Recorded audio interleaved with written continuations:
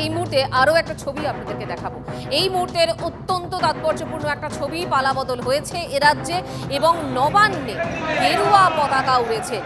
আবির নিয়ে খেলা হচ্ছে, গেরুয়া আবির নিয়ে খেলা। ছবি দেখাচ্ছি আপনাদের নবান্নে। রাজ্য জুড়ে গেরুয়া ঝড় এবার নবান্নেতেও গেরুয়া আবির উড়ল এবং সেখানেও গেরুয়া পতাকা।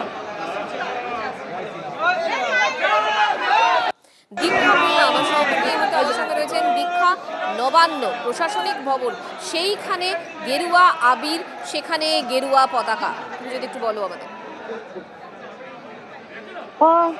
দেখো, গতকালকে বিধানসভা 2026-এর ভোটের ফলাফল ঘোষণা হওয়ার পর থেকেই দেখা গিয়েছিল 12:30টার পর থেকেই সেন্ট্রাল ফোর্স পুরো নবান্নের পুরো সিকিউরিটির দায়িত্ব নিয়ে নেয় এবং আজকে নবান্নের যারা সরকারি কর্মচারী এসছেন তারা গ্রাউন্ড ফ্লোর থেকে শুরু করে ওপর তলা পর্যন্ত, অর্থাৎ প্রায় বলতে গেলে নবান্নের 14 তলা পর্যন্ত আছে, কিন্তু 13 এবং 14 তলা বিশেষ জায়গা যেখানে সাধারণত মুখ্যমন্ত্রীর 14 তলায় মুখ্যমন্ত্রী বসে এবং 13 তলায় চিফ সেক্রেটারি, হোম সেক্রেটারি এবং ডিজি লেভেলের আধিকারিকরা বসেন।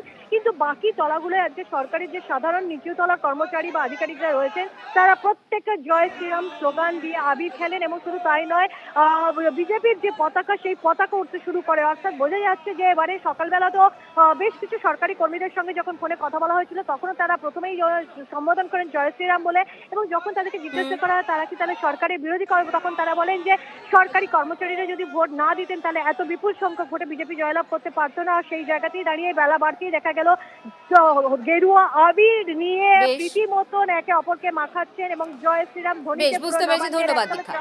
Brought to you by